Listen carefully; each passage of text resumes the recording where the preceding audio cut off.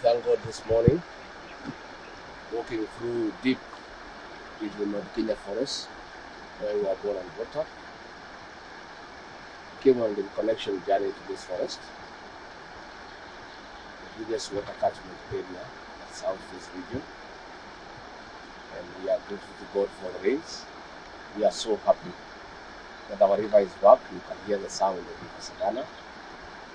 You can see the way the trees are growing, and this is a sign of life.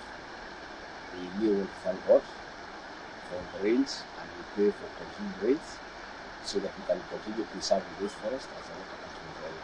This is a good reconnection for me, given that my parents, late mother Gachagua and Celebration Gachagua, spent years in this forest fighting for the liberation of this country.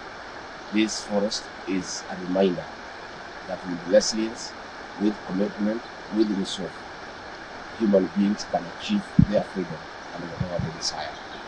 It therefore encourages me that the next liberation, the economic liberation of this country, God and the people of Kenya have given me the opportunity to assist President William Ruto in the next liberation, the economic liberation of this country.